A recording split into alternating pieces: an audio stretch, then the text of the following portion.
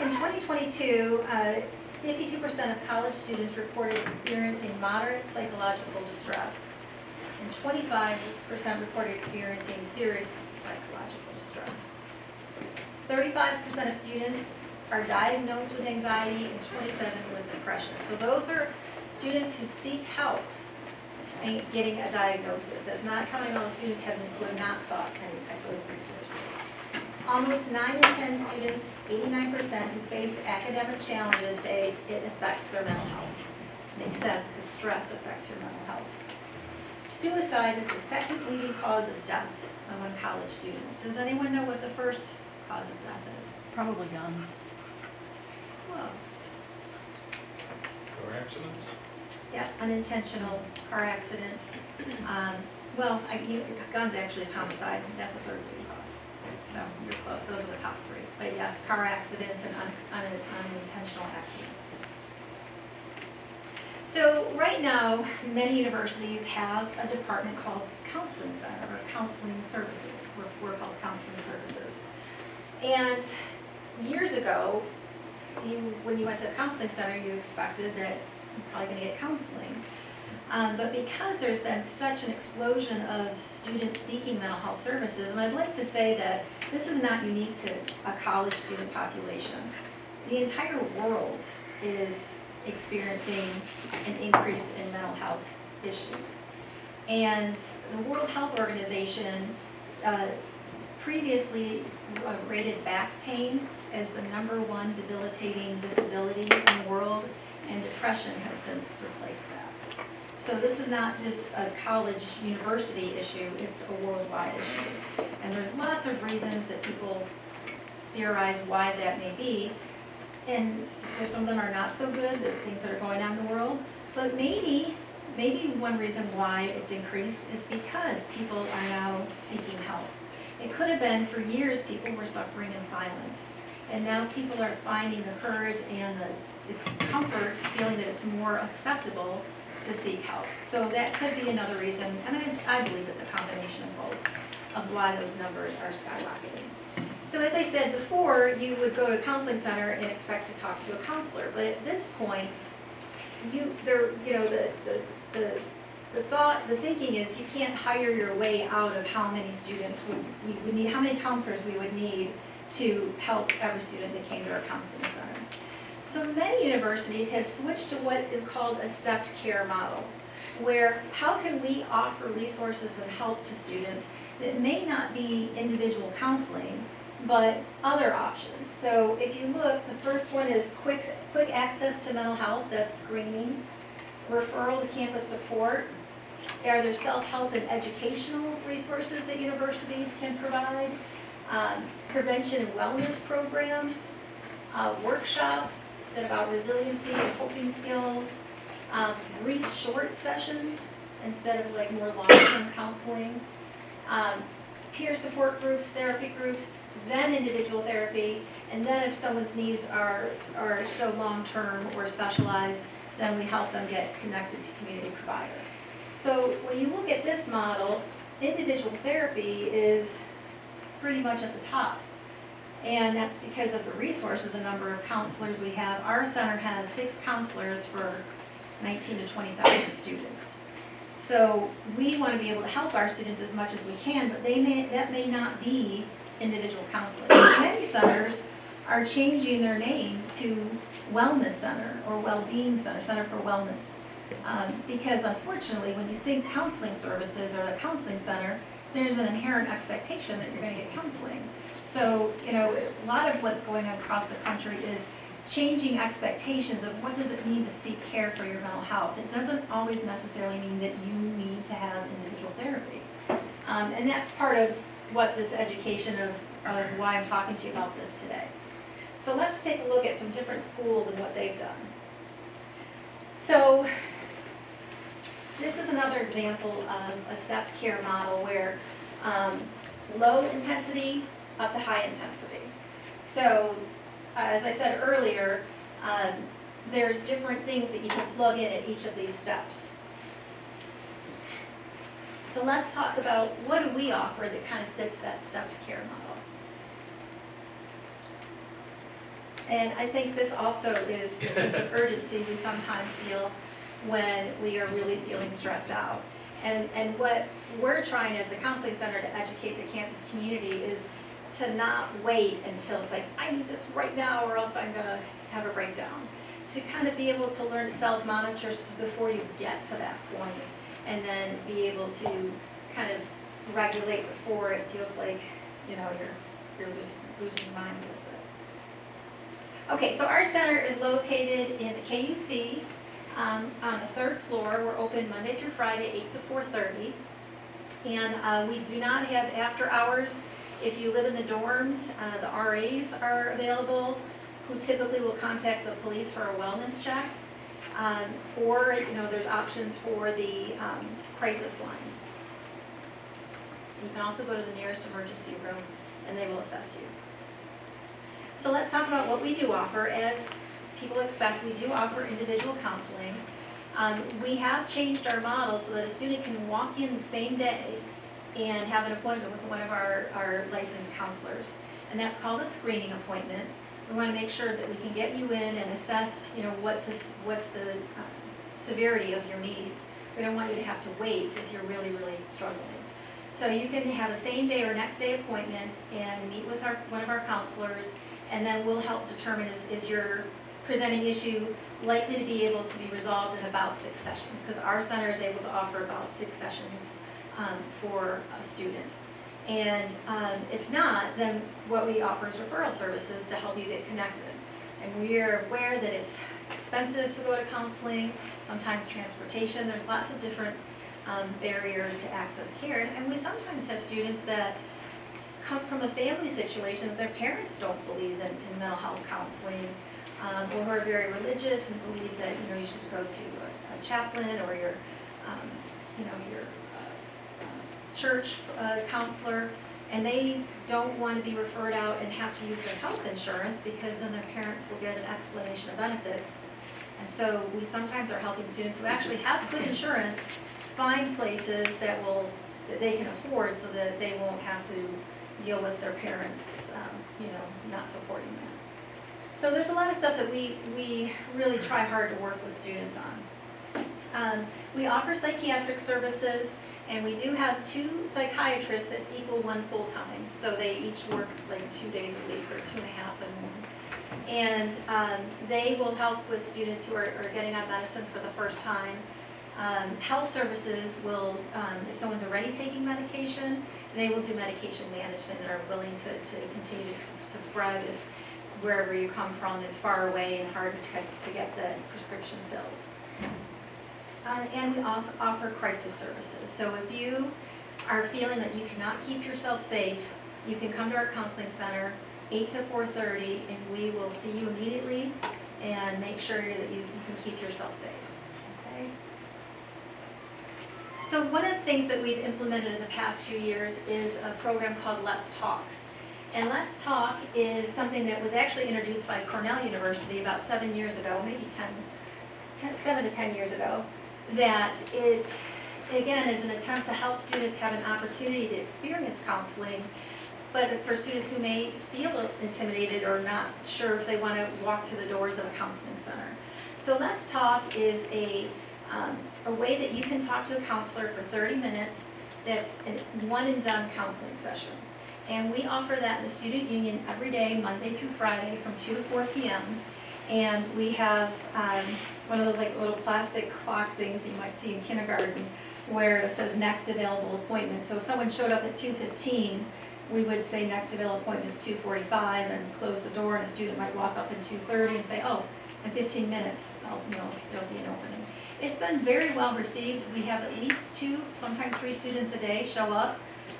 The most we would have is 4 because our last session is at 3:30. So I just want to be clear, if it says 2 to 4, if you come at like 3:45, that's not enough for a 30-minute session. So if no one's there by like 3:40, we end up closing our doors because it's not enough time for a 30-minute session. But that's a good way to say, hey, maybe it would be helpful to talk to someone and see if that might help me with whatever I'm struggling with.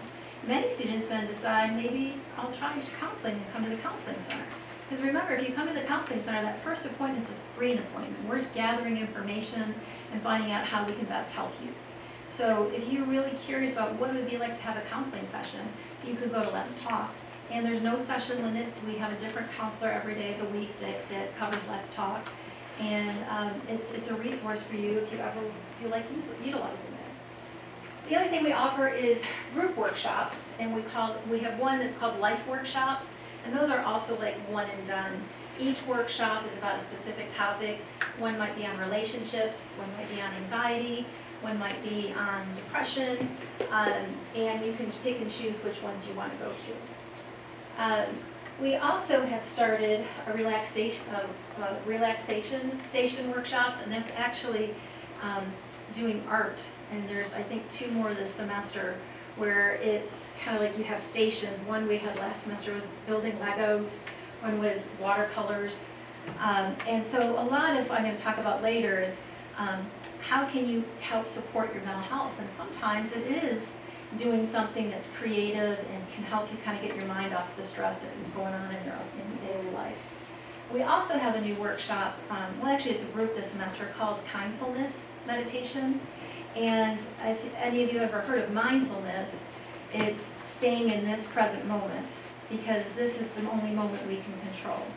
What's happened in the past is already over and done with. We can't change it, and we can't control the future. It's not here yet. So the only place that we really can control is this present moment. And the whole point of mindfulness is to teach yourself and practice to bring yourself to this present moment when you find yourself ruminating about something that happened, or you find yourself worrying about something that's coming up, to say, wait, I'm here now. Because again, it brings you back to this present moment. So this kindfulness workshop also incorporates mindfulness, but also with more about kindfulness to yourself and others. So I'm excited. It's the first time we've offered this one. We do offer outreach and programming services, just like I'm here today presenting to you. And as the director of the center, I'm available for consultation services for any student, anyone in the campus community, and really anyone outside of the campus community. If you are concerned about yourself or someone else, you can always call me. It's completely confidential and private, and I will offer you, some suggestions or advice on a situation you're in or you're concerned for someone you love. I often have people will contact me and say, hey, I have a friend who's, kids in 6th grade, and I'm like, okay, here's some therapists I'm working with kids. So just remember that, if you ever do have a mental health question or concern, you can always reach out to the counseling center, and I'm available. So what are some other services on campus besides what our center offers? Well, you may not be aware of this. Let me ask, how many of you are aware that we have 2 counseling centers on campus? Oh, yeah. So our center is located in the KUC, but there's also a second counseling center, and that is actually located in the Miller Education Building, which is over on Bell Street. So if you know where that big Bell Street parking lot is, if you keep going a little bit, and that's like across the street from the JUB on Middle Tennessee. If you go, I don't know, a quarter of a mile, it's not far, you could walk it. The university bought that building, and it's housing like University College. I think the MTSU detectives are in that building. But the counseling center for the Center for Counseling and Psychological Services is also there. That is the training site program for a practicum master level student who are going to be licensed professional counselors. So they pretty much completed all of their coursework, and it's their training. So they are supervised by licensed professionals. They each have a caseload of about 5. It has an excellent reputation on campus and in the community. And what's really nice about that program is because it's a practicum for a semester, you can see a counselor for an entire semester, and they let you go for up to 3 semesters. So whereas our center is 6 sessions, and then we're going to help you get connected if you'd still like some more, you're able to be seen there for a longer length of time, with the understanding that every semester you'd have a new counselor. The other good thing about the center is they have evening appointments, so that with people's work schedule and school schedule, that gives some flexibility as well. Another thing you may not be aware of is over in the rec center in the health services, there's an umbrella under health services is called Health Promotions, and they have a wellness coach there, and that also is free. And the wellness coach, her name is Becky, she provides services for kind of life coaching. So if you're struggling with even stress, that's some of the things she'll cover. She covers financials. If you're struggling, how do I manage my finances, nutritional stuff, time management. Those are all the things, just kind of life things that she's able to help students with. And lastly, we have something called Therapy Assistance Online. This was originally intended for the University College for students who are all online students, but when they purchased this product, it was for a certain number, it would cost a certain amount. They could afford to purchase it for the entire campus community. So if you have an MTSU ID, and that's including staff and faculty, you have access to TAO. And it's similar to like a Headspace or a Calm app that you hope you might be familiar with. This one's not quite as flashy and fancy, but what I like best about it, it has a resource library in it, and it's filled with like guided meditations or breathing exercises or progressive muscle relaxation. And I know you can Google that and find that on YouTube, but it's all in one space, and it's really nice to have it all there. The other thing it offers is modules, like if you want to choose to work on depression or anxiety. It will ask questions and kind of give you things to try, and you have to kind of go through each module. So, and like I said, it's not quite as fancy as Headspace or the Calm app, but it's free, and it's something I think when it's 2 o'clock in the morning and you might be having an anxiety attack, to be able to kind of use that as a resource. Okay, so let's look at where we're at right now at MTSU. Remember previously I talked about that stepped care model of resources. So we're still called counseling services, but as you can see, we're offering more than just counseling. As I said, you can come in for a same-day screen now, and we've just done that in the past few years. Referral to campus supports, so we can help refer you either externally, or we will sometimes say, hey, health coaching might be good for you if you're struggling with time management.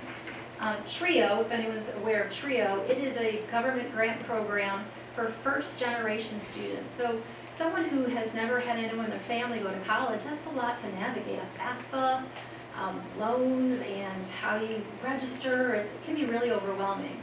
And so TRIO is available for students. They help navigate all that with you.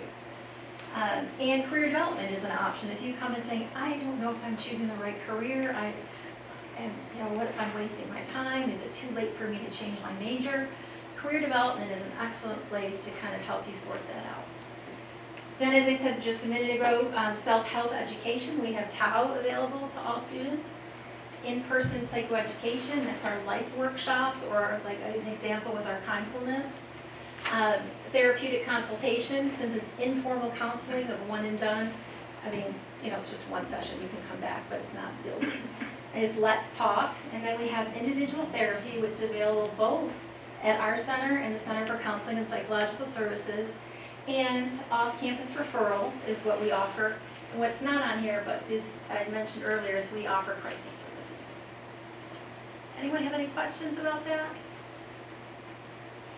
Yes? Do these different entities on campus, are they under different umbrellas? Like, do you belong to a college? Actually, all of these are housed within student affairs, except for the Center for Counseling, that's under academic affairs. But all of the other services are part of student affairs, so they're not part of a college. And actually, just 2 weeks ago, we had a mental health symposium on campus. And we invited different members of the campus community that are both on the academic affairs side, and we had students and also student affairs, because we do kind of have an issue on campus that we're hoping to resolve of sometimes the right hand doesn't know what the left hand is doing. And there's so many times that there's programming and activities that other parts of campus are putting on that are mental health related, like, I had no idea there's therapy dogs over, so we're really trying to work together so that we can have just a comprehensive offering of programs and services for our entire campus. Okay, so this is the part that I think is going to be, I hope, helpful to you all. What are some strategies for happiness, wholeness, and well-being? And if you look at this scale, you're looking at things you need to get done and things you need to do, and balancing that against sleep and rest and enjoying life. There's commitments and there's responsibility, but life is an amazing experience, and sometimes we get so bogged down and, you know, classwork and the stress of college and work, and sometimes relationships are stressful. And to remember that, you know, to look around and say, wow, but here I am on this planet, on this earth, and it's incredible. It's amazing to be alive. I know people who are feeling depressed don't always feel that way, but if you can manage that work-life balance, that's easier to feel that way. Okay, one thing that I think really often happens in college, I think more so than other places, is putting the cart before the horse. I have had students come in and they are struggling with an eating disorder, or they have an addiction. And probably the best thing to them is for them to go to some type of inpatient, or not necessarily inpatient, but partial hospitalization. And that's mostly for eating disorders or for substance use. And that's like a 9 to 12 hour a week commitment. You know, I can't do that. I have school. I can't do that. You know, I have my job. And if you think about it, your mental health is your foundation that you build school, relationships, work. If your foundation is cracked and falling apart, none of those things are going to be successful. You can try, but eventually it's kind of like a Jenga, it's going to tip over. So it's really important that your mental health should come before, because you need that to be the best version of yourself for your family, friends, work, and all of those things. But sometimes we really, it's a frame, a mind frame that most people are like, oh, but I have this, this, and this, but this needs to be a priority. So one of the things I think that can be a struggle for all of us is, how much do you have on your plate? And when you're asked to do something, or something is expected of you, we sometimes have a hard time saying no. And it is okay to say no. Sometimes the worst thing is to say yes to something and be like, oh, I wish I would. I don't want to go. I don't know why I said I'd go to this. I really don't want to. And then you feel resentment, and it's icky. So a way to kind of prevent that and free up your time for what is really what you want to be doing is to be able to say no, and that's a skill. I mean, sometimes it's hard to say no. So some examples might be, I really appreciate you asking, but I can't commit to that right now. Or thank you, but the timing's not good for me right now. Or I'd love to, but sometimes saying no is hard. So here's some nice ways to maybe say that if you find yourself in that situation. Another tip that I'd like to share with you today is that don't believe everything you think. Your thoughts are not facts, and just because you think it doesn't make it true. So what do I mean by that? You might fail a math test and say, I stink at math. Well, the reality is that really true? You failed a math test. Does that mean you stink at math? Sometimes we think thoughts, and we are our own worst critic, and we just believe them. And the truth is, you don't have to believe everything you think. You can say to yourself, you think of your thoughts of, like, I love Hershey Kisses. I think of a Hershey Kiss assembly line. And your quality control, you're in front of this assembly line of these pieces of chocolates going through. Think about your thoughts on an assembly line. I don't think it's possible to control your thoughts, but I do think it's possible to control how long you let that thought stay in your head. So if you have a thought that's negative or unhelpful, say, like, I stink at math. Is this true? Is this helpful? And if the answer is, no, it's not helpful, and it makes me feel bad, and it's really not true, it's just this one test, you can be quality control and throw that thought out and move on to the next one.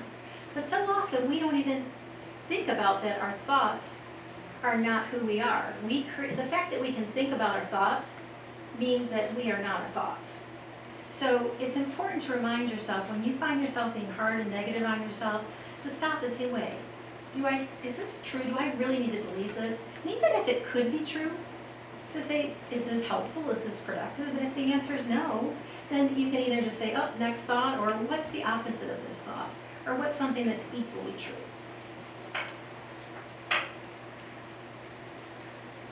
The other thing that I think is another tip that's helpful to keep in mind is We can't control everything that happens in this world.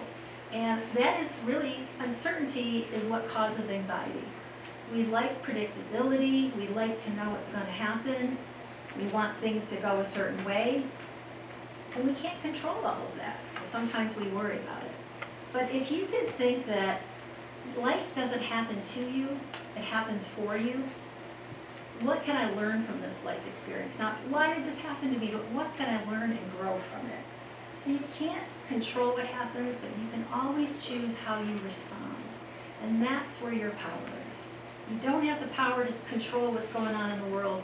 You have the power to control how you respond to it. And I think that's something that I hope is a good, mindset for you to think about. And last thing I want to talk about is self-care.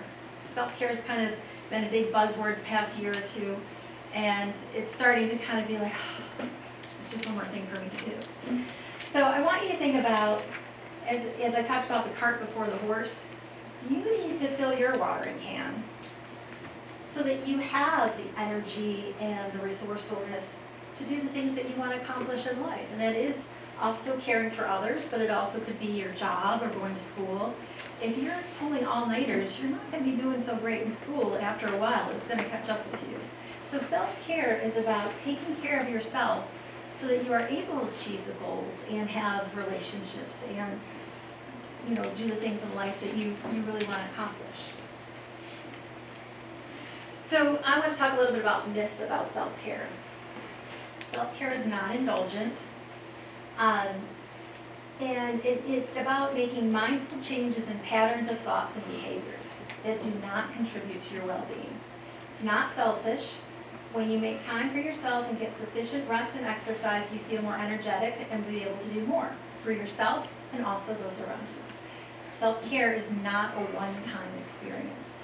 Looking after yourself is an ongoing practice in building resilience. Self-care is time-consuming. That's also a myth. Self-care does not require you to take out a huge chunk of time from your busy day. Let's talk about that. What are some kinds of self-care that aren't necessarily time-consuming? So the biggest one on the bottom, which is what you can do every day all the time. Practice positive self-talk or put out affirmations either on your phone or in your car, on your dashboard, or in your mirror at home, of positive affirmations about yourself. The more you expose yourself to positive, the more that's going to be what you think and believe. Set boundaries with your time and with others. Take breaks, sleep, rest, mentally and physically. Create a nourishing daily routine for basic needs. Move your body, spend time outside, and let yourself relax. Those are the biggest parts of self-care. So that's the daily. Think about, well, what can I do weekly? Maybe create a budget or a meal plan. Time spent on your hobby you like, quality time with your favorite people, creating a plan for cleaning and decluttering. If your space is messy, it's a reflection of what's going on. You feel unorganized. But when you can actually have a clean, organized space, research shows that helps you feel about yourself more organized and stable and grounded. Monthly self-care, weekend of rest, a night going out, monthly reflection, massage, no, that's expensive, but maybe road trip or exploration, and maybe yearly, a birthday celebration, a vacation, new adventures, yearly checkup. So again, self-care, there's so many different ways to look at self-care. And as you know, coloring is a huge popular self-care thing. Adult coloring books are just huge these days. I like to color, so. Okay, another example of self-care in 5 minutes. Doesn't have to be complicated. It can be as simple as completing a task so you have time to relax later. Drink water, light a candle, eat a snack, make plans, listen to music, declutter, watch YouTube, doodle, write affirmations. Just some more examples for you. My last tip is for self-care is this. Be kind to yourself. And what do I mean by that? If you had a good friend that came to you and said, I just broke up with my partner, and or they broke up with me, my partner just broke up with me. I thought this was my person, I don't know why they don't want to be with me. I feel terrible. What did I do wrong? I'm heartbroken. Would you say to your friend, yeah, I don't know why they broke up with you because, you know, maybe you were selfish. Maybe, you know, you didn't spend enough time with them. Maybe, you know, you should have done this, you know. Yeah, I understand why they broke up with you. Would you say that to your good friend? What would you likely say? You are a great person. They're missing out. It just wasn't meant to be. It's going to be okay. If you can think of how you treat your friends and your family is how you should treat yourself, that is self-care. You should be as kind to yourself, as supportive and comforting and building up of yourself as you would to a family member or a friend. And it's so easy to see how you would speak to someone who's struggling that you want to help and love. When your relationship with yourself is the most important relationship you'll ever have. You are with yourself 24/7. And so you should treat yourself with love and kindness. And that can be hard to do.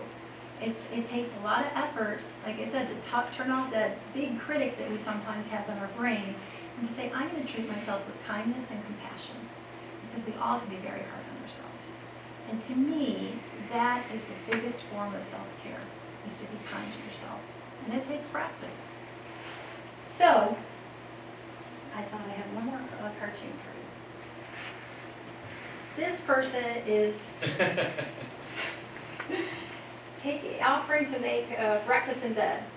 And obviously that's not quite what we would think of as breakfast in bed. But you should be just as kind to yourself as you would be to others. And this one's not very good. All right, so that's what I had for today. I know I rushed through that since we were a little short on time. Does anyone have any questions? Yes? Well, I do, and sort of some commentary as well. Students have asked the questions, but can you give examples of what affirmations are? And I think we talk about that with students, but really what do you really do when you engage in affirming yourself? I can give an example. Sometimes I will go on affirmation walks, and you can actually Google affirmations and choose ones that resonate with you, or ones that pop into your head, or whatever you're struggling with. If you're struggling with an important decision you have to make. But I think for someone who's really never done affirmations before, the best thing to do would be to search on affirmations and choose ones that really, really click with you, or ones that you want to aspire to. And then you repeat them, or you print them out, or write them out in places, or have them come up on your phone as reminders. But an example of affirmations is, I am strong and healthy. I can do anything I put my mind to. I won't give up. I am lovable. I am a good person. And on and on. So an affirmation, some of them are long and flowery, but some of them are just simple statements that you're lovable, that you deserve happiness. I deserve happiness. Those affirmations, the more that you say them, the more they will actually kind of erase over the negative tape you have often going in your head. It's like, what are you going to choose to feed your mind with? You can either choose to feed it with negative thoughts, or you can feed it with positive thoughts. And that takes practice, but it really can make a big difference on just how you experience life. The other comment I want to make, you said you can't change what happens, but you absolutely are fully in control of your response to it, and that your response is your power. And I just want to say that that's a recurring thing I see at MTSU among students who sort of come with a litany of this happened and that happened and this other thing happened and this horrible thing happened, and it's like we're being browbeaten with all these external things that are just ruining my day and my life, and I can't overcome them. So those do happen. But as with the affirmations, your ability to respond to those in some way with some positivity is the way to get you out of it. I totally agree, and I really, again, I think it's important to remember that we can't control what happens in our life as much as we would love to. And if we can flip the script of life doesn't happen to us, life happens for us. And sometimes we can go down rabbit holes about, why did this person do this? Why did they not answer my text? Why did they do this? You know, why did this happen? And when you ask the question why, it's really an unproductive exercise, because you can't get inside someone else's head to know. And it's kind of a waste of time. But if you can change that question to not, why did this happen, but how can I learn and grow from this? This happened. How can I learn and grow? What is the lesson in this? Life either makes you bitter or better. And you get to choose. Any other comments or questions? Yes? Do you feel like as a global society with awareness of mental health getting better, or trying to get into it more, things are getting better mentally for people, or do you think we're kind of backsliding? I don't think we're backsliding. I think one of the things that they hypothesize as part of why there's so much stress in people nowadays is the immediacy of access to information that we have in the world. Think about back in colonial days that, you know, the gold rush was in California, and you might have a loved one that went out to the gold rush, and you're going to write a letter and they might get it 4 weeks later. We know with opening our phone what's happening in every corner of the world, and that's information overload. Because a lot of that stuff is horrible tragedies, violence, famine, weather disasters, and school shootings are happening everywhere. I mean, that can affect your mindset. And so, are things getting better with mental health? I think the fact that people are having a conversation now about mental health and acknowledging that it is important to seek help as it is if you twisted your ankle, that it's just as important as your head is you're connected to your body. It's think of a holistic approach. So I think that is helping move mental health to be something that's just as valuable or considered to be as important as physical health. But on the flip side of that is, it's a good thing, because otherwise, with where we're at in the world, and then I could go on about social media and how that affects self-esteem and all that. So it's like there's the yin and yang of the good things that are happening with mental health and the things that are happening in our society that is making it challenging.